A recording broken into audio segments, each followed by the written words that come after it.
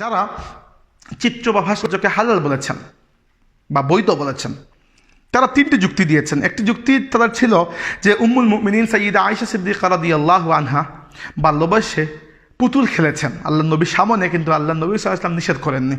কথা ঠিক। আরেকটি বলেছেন যে নবী সুলাইমান আলাইহিস সালামের সময় জিনরা তার জন্য প্রতিকৃতি তৈরি করেছিল ভাস্কর্য, এ কথাও ঠিক। আরেকটি যুক্তি ছিল যে মুসলিম সংখ্যাগরিষ্ঠ বিভিন্ন দেশে ভাস্কর্য বা প্রতিমা দেখতে পাই, এ কথাও ঠিক। কিন্তু বিষয়টি কি, এই তিনটা দ্বারাই মূর্তি বা ভাস্কর্য তৈরি করা জায়েজ হয় না। যারা হালাল ফতোয়া দিচ্ছেন তাদের যে তিনটি যুক্তি বললাম, যে আয়েশা সিদ্দিকা রাদিয়াল্লাহু আনহা পুতুল খেলেছেন, আয়েশা সিদ্দিকা রাদিয়াল্লাহু আনহার পুতুল খেলাকে উলামায়ে কেরাম পুতুল বা ভাস্কর্য বা প্রাণীর চিত্র হারাম হওয়ার মূল দলিল থেকে বিচ্ছিন্ন একটি এক্সেপশন হিসাবে ধরেছেন এবং বলেছেন এর দ্বারা প্রমাণিত হয় শিশুকন্যাদের জন্য পুতুল খেলা জায়েজ, এমনিতে যেটি হারাম ছিল সেটি হারাম থাকবে। আরেকদল বলেছেন যে আয়েশা খেলেছেন যখন হারাম হয়নি এর আগে।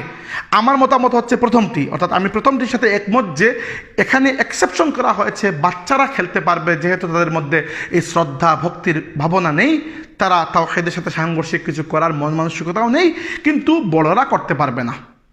আর সুলাইমান আলাইহিস সালামের সময় তৈরি হয়েছিল, হতে পারে ইউসুফ আলাইহিস সালামের ভাইয়েরা সেজদা করেছেন তাকে, তো আপনি গিয়ে কি অন্য কাউকে সেজদা করতে শুরু করবেন? আর এরপরে বিভিন্ন মুসলিম দেশে কি তৈরি করা হলো কি না হলো আপনার কি এখানে? ইন্দোনেশিয়াতে আপনি হয়তো বলতে পারেন ইন্দোনেশিয়াতে অনেক বড় বড় ভাস্কর্য তৈরি করা আছে, আমি নিজের চোখে দেখেছি, আমি গিয়েছিলাম ইন্দোনেশিয়াতে। কিন্তু ইন্দোনেশিয়ার আচেহ প্রদেশে ইসলামী শরীয়তের হুকুম আহকাম বাস্তবায়িত হয়, তো আপনি করবেন বাংলাদেশে ইসলামী শরীয়ত বাস্তবায়ন? তখন তো করতে পারবেন না, করতে যাবেন না, যদিও আমাদের ইচ্ছা হোক, কিন্তু হবে না।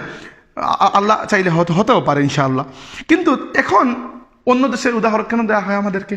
এটি উচিত নয়। আমি বিশেষ করে উলামায়ে কেরাম যারা বলছেন এগুলো জায়েজ, তাদেরকে করজোড়ে মিনতি করছি, একবার রাসূল পাক সাল্লাল্লাহু আলাইহি ওয়াসাল্লামের হাদিসগুলো একটু মুতাআলা করে দেখুন, সাহাবায়ে কেরামের আমাল এবং উলামায়ে কেরাম যে ব্যাখ্যা দিয়েছেন, এই কাজটি কিছু না হলেও তাওহীদের সাথে সাংঘর্ষিক, এবং তাওহীদের সাথে সাংঘর্ষিক যে কোনো বিষয় ইসলামে হয় শিরক, আর শিরকের উদ্দেশ্যে যদি শিরকের ক্যাটাগরিতে যদি নাও পড়ে তবুও সেটি হারাম। আল্লাহ সুবহানাহু ওয়া তাআলা যেন আমাদেরকে বুঝার তৌফিক দেন এবং সঠিকভাবে বিষয়টি মানুষের সামনে উপস্থাপন করার এবং নিজে আমল করার এবং অন্যের কাছে পৌঁছে দেওয়ার তৌফিক দেন। আকুলু কওলি হাযা ওয়া আস্তাগফিরুল্লাহ লি ওয়া লাকুম ওয়া লিসাইরিল মুসলিমিনা ওয়াল মুসলিমাত।